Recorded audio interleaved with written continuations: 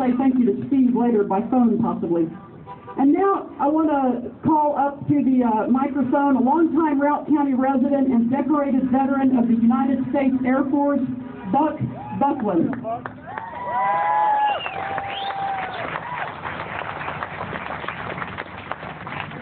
Thank you, Jennifer. Well, folks, Jennifer's covered a lot that I think we're all concerned with or about. However, you know, if we look at our government, they have no product that they're selling to raise this money that they're planning to spend. In other words, where is this $1 trillion coming from? They have nothing to generate any income. That is our government. Now, they decided that they want to invest, if you want to call it invest, trillions of dollars for different bailouts, so forth and so on. And it's like if I would say, oh, I'd like to have this new yacht, but I don't have any money. Would you buy it for me? Well, they're asking us to buy this for them. And I think this is what our situation is right now. Again, one of the problems that I see is we talk about what are the priorities. Well, for me, as Jennifer said, I am an Air Force veteran, and I am greatly concerned about our military. Well, if you cut our military, you have no diplomacy, because I think all of us, if you look at other countries and they say, well, we'll just see what we want to, they can't do anything about it, which we would be, that's what happened in the late 30s and early 40s, because there was very little money applied to our military before Pearl Harbor. How long did it take us before we were able to even think about combating the Japanese in the Pacific? That's not even talking about Europe. So this is one of the things, if we have no diplomacy, then we're lost. And all of this, everything we talk about, reverts back to money. Money, as I mentioned earlier, where does it come from? It comes from the taxpayers, from you and I, and the other folks like us. Now, people say, oh, well, this is, we owe tax. Well, we do owe tax. Tax is a necessary evil that we all have to live with. If we had no taxes, we'd have no highways, we'd have one of the things that we all take basically for granted, but there are priorities on what we take and what we don't take. So let's just continue to bring this forward to our representatives in Congress and see if we can't at least make a noise loud enough so that they will listen to us. They say taxation is representation. Well, we have representation, but it's the wrong representation. So, with all of these things in mind, folks, let's just keep going, keep at it, and God bless America.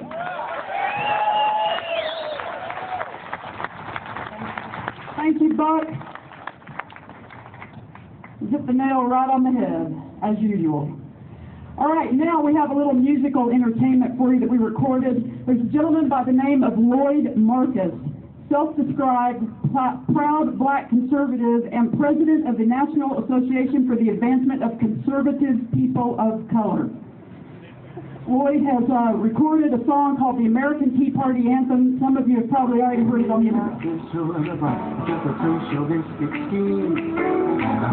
thing this will do is kill the American dream. You want to take some achievement, and how you think that's fair. And read these business to the dumb folks who won't get out of that easy chair. It's okay if you want to dance. Come on and join our band. We're standing up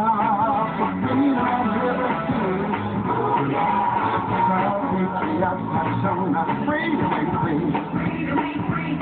So when they call you a racist, how do you disagree? Because the number of that dirty trick is silence you and me.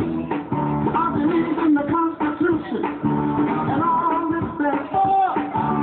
Anyone who tramples it should be voted out the door.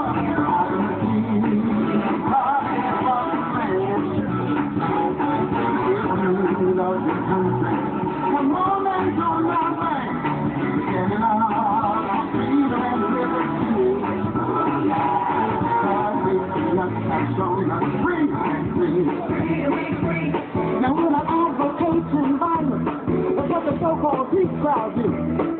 The talking people protest. Who defend the red, white, and blue. We gotta vote, out in class. You don't know the USA. Lose this sleep. Here's what my friends might say.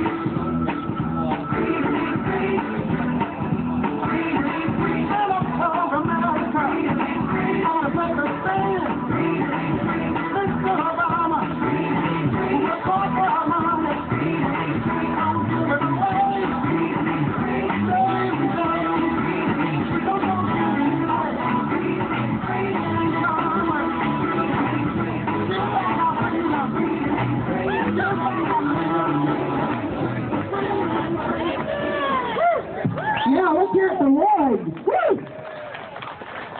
Lloyd Marcus, check him out on the internet. And now I'd like to invite up to the microphone my husband Rick Aiken, who spearheads the conservative editorial series that's been running in the Steamboat Pilot for the last couple of years.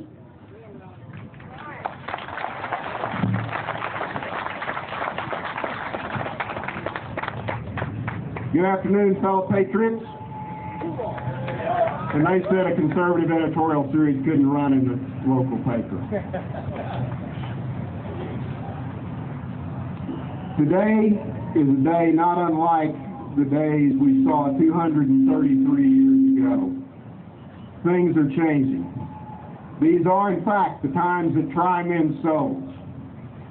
But I've inspected this crowd today. I do not see any summer soldiers or sunshine patriots.